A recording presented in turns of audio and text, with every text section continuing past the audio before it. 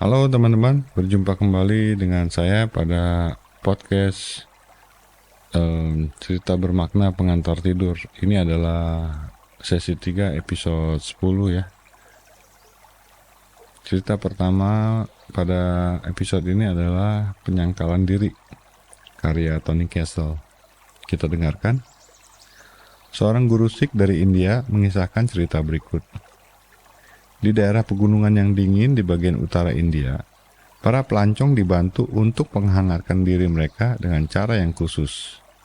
Mereka mengambil bejana kecil dari tanah liat, memasukkan sepotong bara api ke dalamnya, lalu menutupnya. Mereka melilitkan tali sekelilingnya, kemudian membungkusnya dengan kain dan membawanya dengan cara mengapitkannya di bawah lengan. 3 pria sedang berjalan menuju kuil ketika mereka beristirahat sejenak. Salah seorang dari ketiga pelancong itu melihat bahwa beberapa orang lain kedinginan.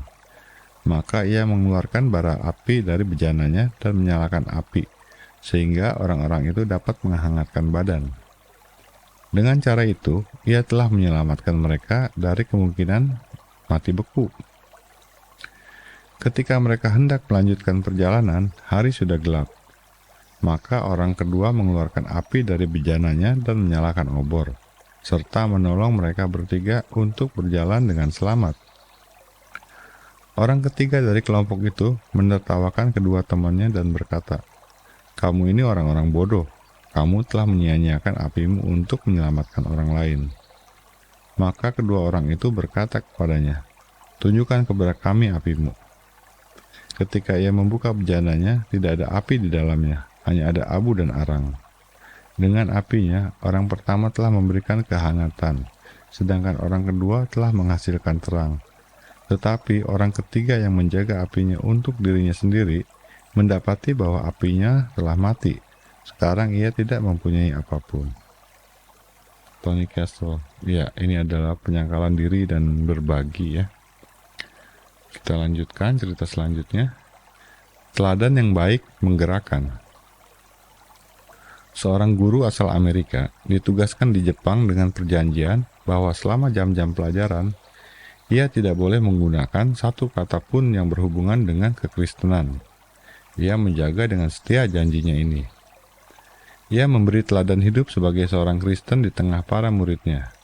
Tetapi ia tidak pernah mengatakan sepatah kata pun tentang kekristenan kepada mereka.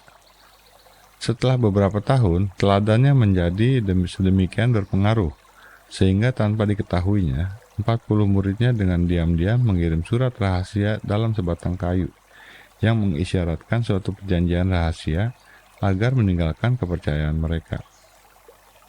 Dari sejumlah ini, 25 orang diantaranya akhirnya masuk sekolah pelatihan Kristen Kyoto dan dilatih untuk pergi dan menyebarkan sabda Allah yang telah diteladankan sedemikian menarik oleh guru mereka.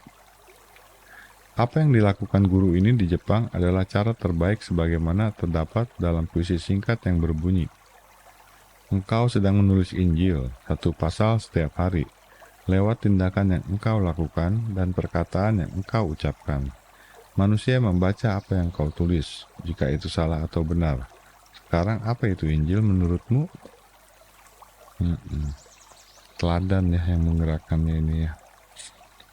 Baiklah teman-teman, kita akhiri pada episode ini di sini. Sampai jumpa pada episode selanjutnya.